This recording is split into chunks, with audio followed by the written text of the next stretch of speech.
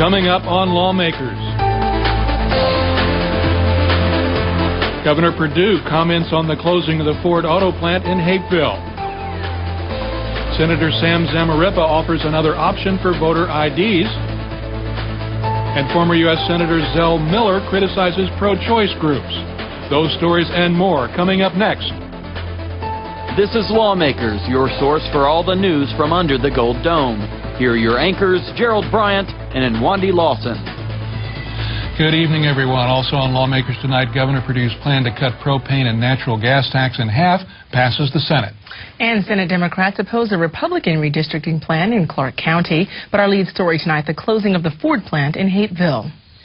Ford executives today announced plans to close the Hapeville plant as part of a company restructuring, which includes the phase-out of the Taurus model produced in Hapeville by late this summer. At an education press event this afternoon, Governor Sonny Perdue was questioned about reports that he had refused to meet with Ford executives, even after Secretary of State Kathy Cox sent him a letter asking him to do so. That letter was delivered to my office Friday afternoon at after 3 o'clock. And I use this story to illustrate that. If you've ever had a loved one in the hospital or not doing very well, and it was not, they weren't expected to live, then some people are called to their bedside in the last hours. And frankly, we've been there visiting all along. And I make that point that not only did we haven't waited until the eve before this decision. I think everyone understands what that is, what that was. We've been talking with Ford for 3 years now, giving them proposals they considered strong support from the state of Georgia.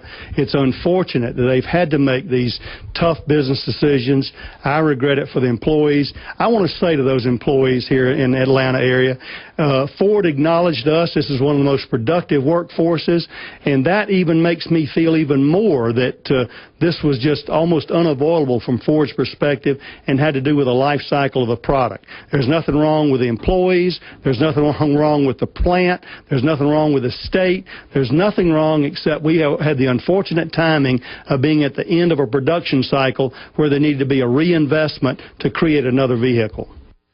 Ford's Way Forward restructuring plan comes as an effort to curtail revenue losses of $1.4 billion by the end of 2005.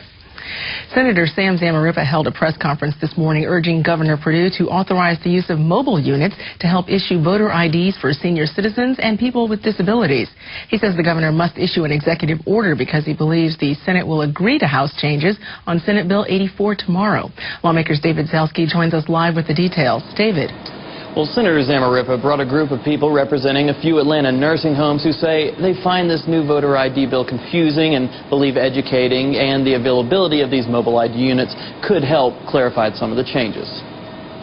All we're asking is that we have a phone number where we can call this mobile van, have them come to Wheat Street, have them come to the Manor, have them come to Cosby Spears, have them come over to Centennial Place, and give these people an easy way to get this ID. And frankly, that will eliminate some of the confusion, not all of it, but it will guarantee one thing, and I think it's the most important thing. It's that we will respect the fact that all of these people are committed voters. They have voted their entire lifetime, and because of someone's interest in security, they're changing the way that people go about voting. We have a precinct, a voting precinct downstairs on the first floor, and we don't have to go out anywhere to vote. And it's a problem with the people, so they don't know what they're supposed to do. They are confused. I wouldn't know where to go to get the driver's license. I mean the ID. So I have a picture ID. But I think it would be very nice to have the bus come to the building to sign them up for the senior citizen. And somebody come and explain this new Medicare thing, too. Now, Senator Zamarripa says he does not want Senate Bill 84 to pass, but if it does, the governor needs to issue this executive order to help the elderly. Reporting live, I'm David Zelsky for Lawmakers. Thanks, David. Meanwhile, Senate Majority Leader Tommy Williams says the voter ID bill will be taken up in the Senate this week, but he's not sure exactly when. Williams says he knows the measure will cause some heated debate, but he's certain passing the voting bill is the right thing to do. I think the voter ID bill is obviously going to be debated, and and aggressively, but the bill is much better. It makes it free, which is what the judge said we needed to do. It educates the public, which is what the judge said it needs to do, and it makes it available in every county. Frankly, I had several counties that did not have DMVS offices. So I'm much more comfortable with the bill in the rural part of the state, and I don't see the argument at this point. I guess there always could be an argument, but it looks pretty cut and dried, and we've taken what the judge suggested and put it into the law. Senator Valencia C. is among Senate Democrats who strongly oppose the voter photo ID bill. She says passing it into law is wrong for Georgia and for the whole country. Senate Bill 84 needs to be repealed. It's as simple as that. We need to repeal this Senate bill. This is a bill that cannot be fixed. It is too flawed. It has too many errors. It cannot be fixed. It's not just about the poll tax. That's just one piece of it.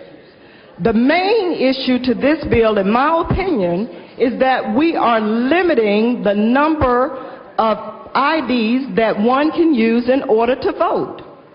Now, why should Georgia, being in the South, look nationally like we are, and that's moving backwards?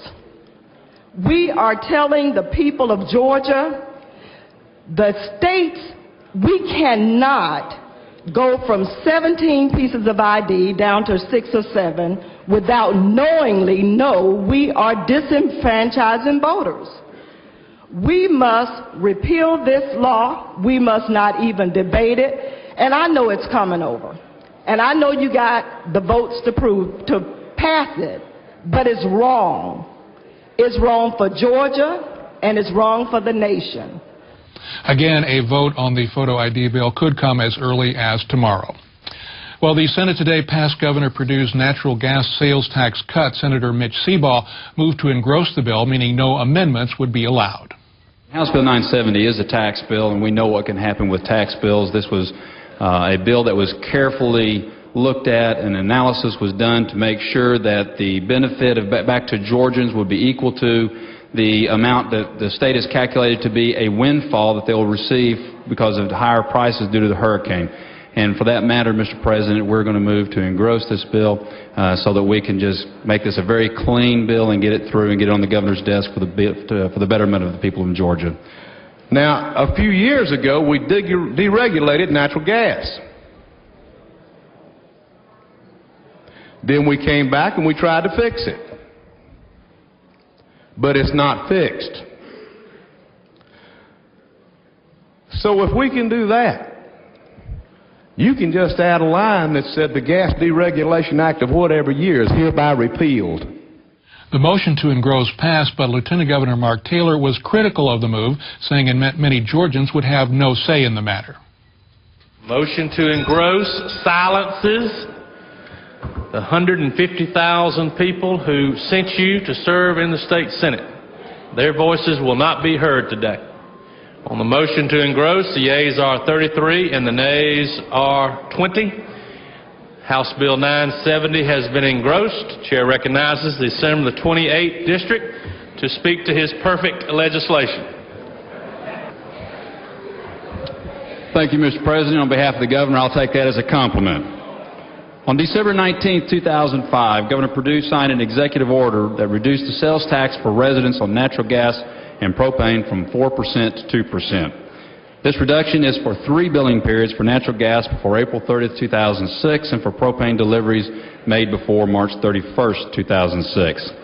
The governor signed the executive order because he believes that the state should not benefit from a windfall of tax collections on an essential commodity that is the result of higher than expected heating costs due to the natural disasters we experienced with last year's hurricanes.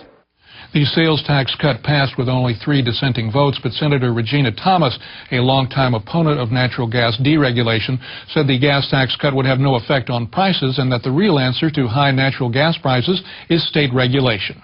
Knowing that the revenue from this tax go to the general fund, knowing that we have a crisis in this state in health care, Medicaid, Katie Beckett, Peach Care.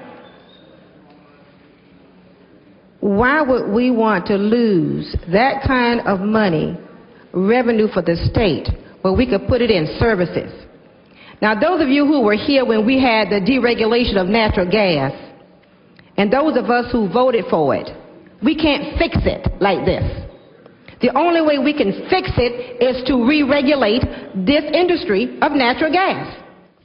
Representative David Lucas plans to submit a bill this week that would regulate gas companies. He says energy prices have skyrocketed since the industry was deregulated in 1997. Democrats are also pointing to a Georgia Watch study that says families would only save $20 with the Senate's natural gas tax cut. They say that money should go into an energy assistance program that would give them a one-time $200 break to thousands of poor families.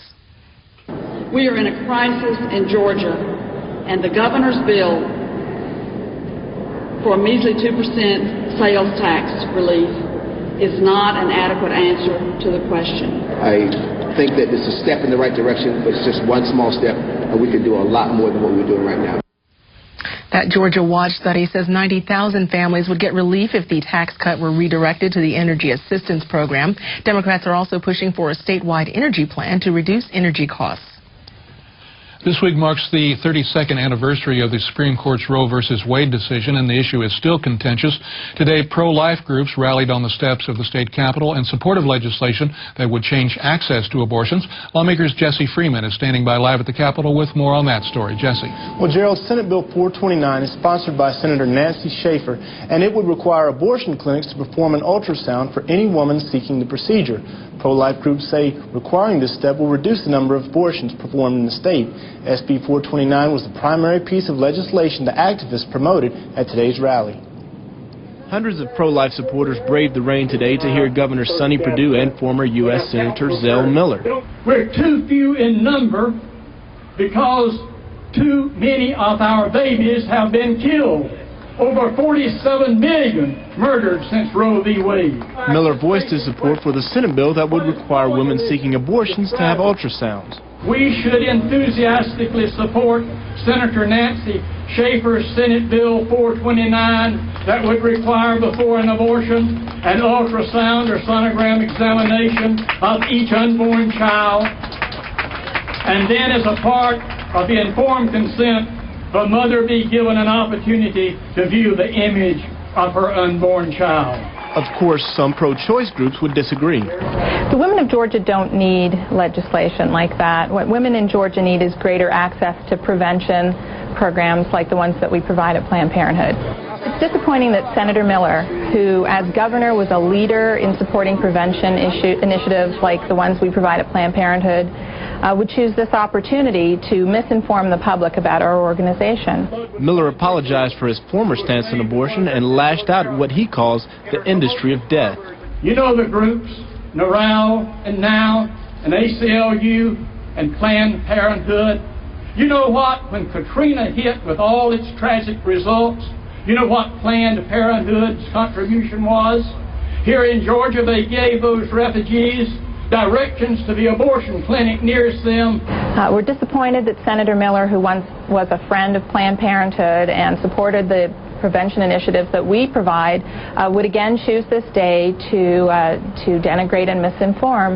The support that we provided for women displaced by Katrina consisted of essential health care like family planning, and we know everyone can agree that prevention programs are the best thing for women, especially if they've been displaced.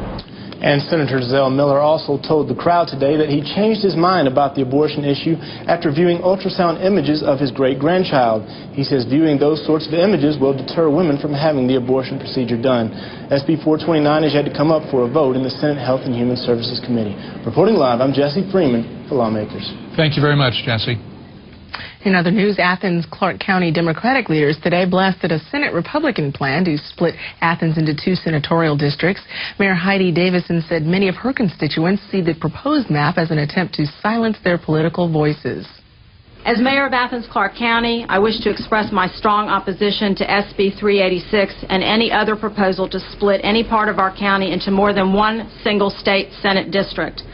The majority of the commissioners have joined with me to voice their opposition to the methods employed by this Senate action. The 105,000-plus citizens of Athens-Clarke County deserve to have the best possible chance to be represented by a state senator that shares their values and views. Under the proposed redistricting as specified by SB 386, our citizens will have virtually no chance at fair representation by someone with whom they are politically and ideologically aligned. The majority of opinions I have heard from citizens express concern that this latest attempt at gerrymandering is intended to silence their voices. Representative Jane Kidd of Athens is an announced candidate for the Athens-Clarke County Senate seat. She says the GOP efforts to split Athens into 2 districts is different from past Democratic redistricting plans drawn to favor Democratic candidates. So I'm not excusing that. I'm not saying it was wrong then, it's wrong now. But the current maps that we have were not drawn by any political party or any majority party. They were drawn by a court. And the governor himself said they were fair and square. So if he doesn't believe that people should be involved and that constituents should be together and feel like they're represented, then he needs to let the state know that. But 2 years ago, he felt like communities of interest and counties intact and the current maps were fair and square and all was well in the world. What's different about this is it's normally done every 10 years when you wholesale go in and change districts. And just like Representative Kidd stated, these lines, the lines we currently have, the districts that we have, senatorial and House districts, were drawn by the courts. I think it's very dangerous, too, to do this in light of that. Senate Majority Leader Tommy Williams was asked at a morning news conference if more redistricting bills would be introduced this session. He said that's unlikely.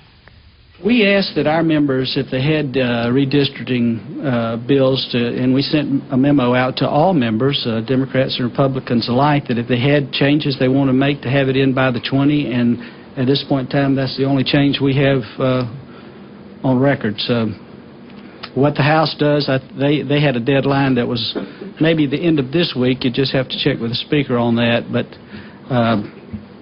there may not be any additional redistricting measures this session. And the Athens-Clarke County redistricting bill has already passed the Senate, but has not come up for a vote yet in the House. Also at his morning news conference, Senate Majority Leader Williams said he thought it would take multiple measures to protect Georgians from abuses of eminent domain, the right of government to acquire private property. It's such an intricate issue that deals with a lot of nuances regarding eminent domain powers as it relates to blighted property and redevelopment. We've already passed out of the Senate a very strong measure, Senate Bill 86, which simply takes away the use of eminent domain powers, taking private land for other private purposes. So we feel confident in the Senate that we've already got a bill over there that whether it's passed as a moratorium or not is about as strong as measure as we could hope to get passed. But there's also a possibility of a constitutional amendment which cleans up some constitutional language in regards to eminent domain that some development authorities have within the Constitution. So we think we're going to need a statute and a constitutional amendment and a moratorium to really do all that we need to do in eminent domain. For the most part, we don't need to be government does not need to take private land for other private purposes, period. You know, one can always buy the land or they can find another location. The bill requiring a 90-day moratorium on eminent domain proceedings was briefly discussed during the House Rules Committee meeting this morning. The bill was not put on the rules calendar. Well, for those of you with access to the Internet, you can watch Lawmakers online. Visit our website at gpb.org for more information. Click on Watch Online, then follow the instructions for watching live or looking at past Lawmakers programs in our archives. That website address, again, is gpb.org. Just another way we keep you apprised of what's going on in the Georgia General Assembly. And we'd like to recommend another website that's a valuable resource for information about the Georgia General Assembly. Go to www.legis.state.ga.us. That website is a great research tool we at Lawmakers use on a regular basis. Moving back to the House of Representatives today, business in the House today revolved primarily around the judicial system, beginning with changes to the retirement system for judges. Representative Ben Bridges explains House Bill 251. At present in law, we found out that we had a probate judge fixing to retire, had no spouse, and wanted to leave a portion of his retirement to his crippled, handicapped child. But the law would not allow him to do that. This would only change that portion of the present law, allowing him to designate one of his children, if he so desired at retirement, to draw a portion of that retirement. The House agreed to the change by a vote of 157 to 0. The measure now moves over to the Senate. Another retirement bill passed the House 2 years ago, but died in the Senate. Representative John Yates encouraged his colleagues to adopt House Bill 821. The bill would allow a Superior Court judge or district attorney who is a member of the judicial retirement system to obtain up to 5 years of creditable service for past service as a circuit-paid assistant attorney, and it's paid for completely by the participants. This was brought to my attention by a Superior Court judge who, if he had gone directly from assistant attorney general to judgeship, he would not be facing this situation, but he went into private practice, and therefore this would take care of it without any cost to the system. The House passed HB 821 without dissenting vote, along with House Bill 809, allowing Superior Court retirees to change their designated beneficiaries. Meanwhile, Judiciary Chair Wendell Willard urged the House to wrap up some loose ends in the funding of an Indigent Defense Fund by adopting the Conference Committee report on Senate Bill 203. Representative Alicia Thomas Morgan questioned Willard about the provision requiring some defendants to repay the state for their legal defenses. It does just the opposite, Representative Morgan. It is hopefully going to ensure a better accountability and collection of the funds that are necessary for that program. And I have one more question. If you could go back to section 6 for me, if you could just expound on that a little bit more. I heard you mention something about funds would be returned if someone is eligible to pay, so I wanted you to clear that up for me. Because sometimes the urgency in starting the defense of a person who is contending they are qualified for the indigent defense, the court will proceed with having someone appointed to begin that defense. It may come out later that they are in fact capable through either other things that they have available, not third party. You can't get their parents to pay their defense, but the individual themselves have the ability. Then there is going to be a system of having the right to seek that recovery for what has been paid by the state for their defense. The House agreed to the Conference Committee report by a vote of 162 to 1. Last year's legislation that paved the way for Sandy Springs to become a city is still causing a stir at the Capitol. Today, Senator David Schaefer spoke on behalf of the bill to tie up some loose ends caused by the Sandy Springs legislation. That brought Senator Vincent Fort to the well. First, Senator Schaefer. Senate Bill 399 was requested by the Board of Commissioners of Fulton County to ease the administrative burdens of administering certain provisions of the Sandy Springs funding bill that we passed last year. This bill, very simply, allows for non-contiguous areas of certain special service districts to be treated as the same non-contiguous area for accounting purposes if they are near each other. Mr. President, members of the Senate, I'm going to vote for this bill because my county commissioners tell me it is a good piece of legislation. But let me talk about the underlying situation that brings us to this point. It is an issue that concerns me greatly. When last session, when the Sandy Springs process was moving forward, at the last minute there was a addition, a new part to the Sandy Springs legislation that was included. And what it did was create separate budgets for North County and South County. It created a separate budget for North Fulton and South Fulton County. And let me tell you something. That amounts to nothing less than apartheid. Senate Bill 399 passed with only 2 dissenting votes and heads for the House. Well, today, the Governor's Education Finance Task Force reported its progress thus far to a joint meeting of the House and Senate Education Committees. Challenged with crafting a new approach to financing education in the state, the task force stated that it has completed Phase 1 of its plan, which included completing a project process map, and will continue to labor through the next 2 phases to reach its ultimate goal. The objective of our project is to build an education cost model from the ground up, incorporating best practices in education. So whatever exists now, that's fine, but we're starting from the ground up to build a cost model. And you'll see the elements of that on the next slide. But this is the overriding theme of the work that the Cost Committee is doing as part of the Finance Task Force. The task force will meet next in mid-February to proceed with the next phase of its plan.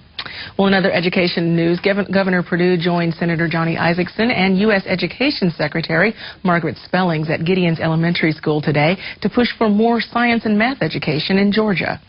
As you all here in Atlanta today come to terms with community news, such as the Ford plant, as I read some clips over the weekend, that 50 chemical plants, U.S. chemical plants, closed in our country last year, and one is being built, 50 more are being built in China, and they're closing down here. And we are losing jobs because we are not educating our students to these proficiencies in math and science, and we simply must do better, and we will do better. At Southwest Atlanta's Gideon's Elementary, doing better is attributed in part to the equation math plus science equals success. A Georgia Partnership for Reform in Science and Mathematics, or PRISM school, Gideon's boasts gains in all subject areas on the state's achievement test. The PRISM model emphasizes a partnership between schools, businesses, and families. Children are taught in classrooms by teachers, and they're motivated at home by parents. And the more the parents understand the need for math and science education, the more they understand the success stories that exist in their town, in this case Atlanta. According to Secretary Spellings, 80% of the fastest growing jobs require post-secondary expertise in math and science. But government projections say that by 2010, only 15% of Americans will hold high-level science and engineering degrees.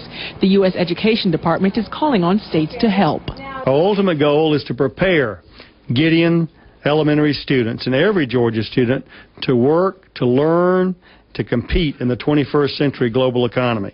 The jobs with a future are knowledge jobs, and many of the best jobs will require strong skills in math and science. For too long, I think we've also thought that there are certain kids that can't achieve to high levels, and that is being disproved every day here at Gideon. When people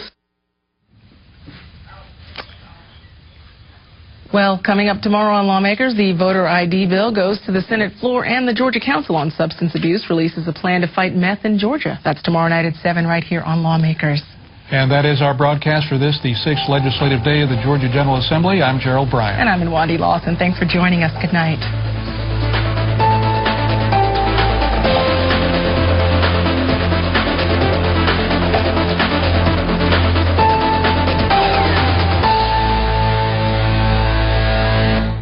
This has been a production of Georgia Public Broadcasting.